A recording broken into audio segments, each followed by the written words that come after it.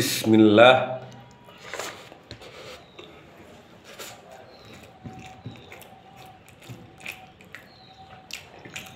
প্রথমে ভাত রান্না করে নেওয়া হয়েছে, ঠিক আছে। তারপরে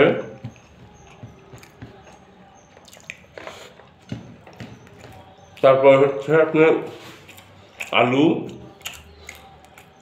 পেঁয়াজের ফুলকি সব ভাজি করে নেওয়া হয়েছে। মানে যা যা প্রয়োজন ভাজি করতে, তেল, লবণ, ঝাল, এক কথা যেগুলো উপকরণ প্রয়োজন সেগুলো দিয়ে ভাজি করে নেওয়া হয়েছে। ভাজি করে নেওয়ার পরে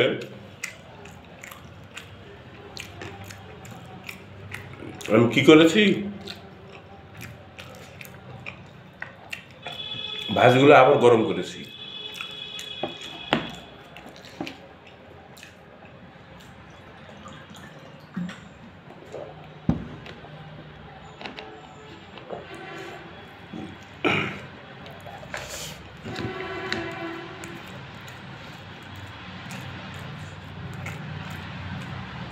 ভাজিগুলো গরম করার পর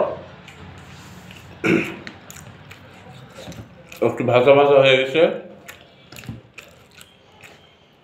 ভাজা ভাজা হওয়ার পরে ভাত নিছি আমি যতটুকু খেতে পারবো।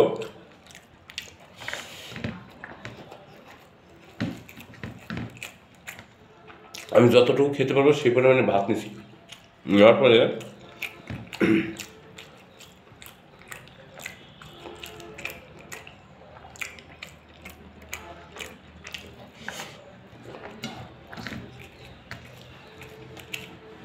ভাত নেওয়ার পরে ভাজি যতক্ষণ একটু বেশি ভাজা ভাজা হয়েছে, হওয়ার পরে সেখানে কড়াইয়ে ভাত দিয়ে দিছি ওই ভাজির উপরে।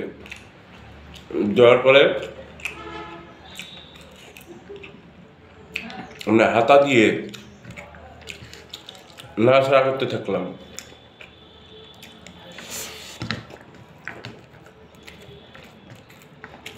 নাড়াচাড়া করতে থাকতে থাকতে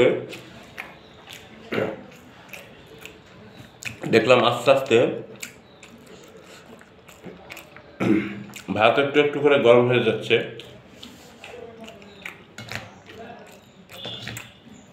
তারপর হচ্ছে আপনার আমি তেল বা অন্য কোনো জিনিস পরে আলাদাভাবে দিইনি, নাড়াচাড়া করতে থাকলাম। তখন আস্তে আস্তে যে দেখেন মিশে গেছে সব ভাত, আলু, পেঁয়াজের ফুলকি, তেল,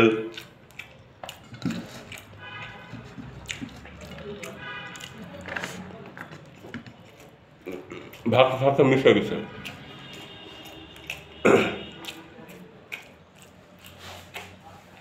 মিশে যাওয়ার পর দেখলাম মানে একটু গরম হচ্ছে। তারপরে রান্না থামিয়ে দিলাম।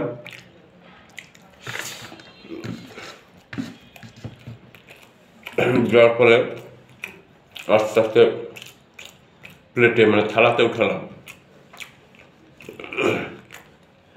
উঠানোর পরে যা যা খাবার প্রয়োজন, পানি, খাবার নিয়ে রুমে চলে আসলাম। এবার জ্বর আসছিল, জ্বরটা ভালো হয়ে গেছে, কিন্তু সর্দি আছে একটু।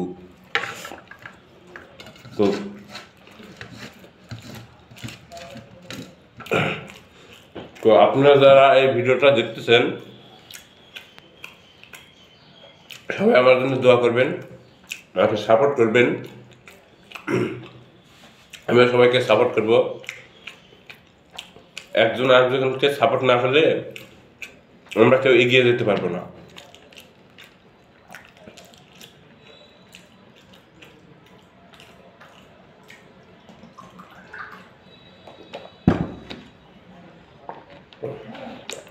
সুতরাং আমরা সবাই সবাইকে সাপোর্ট করব।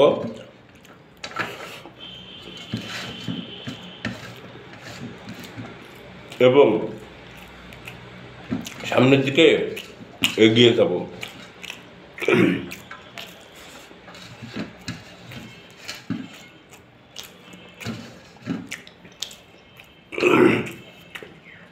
আমার কথাগুলো ভালো লাগলে লাইক, কমেন্ট, শেয়ার করবেন।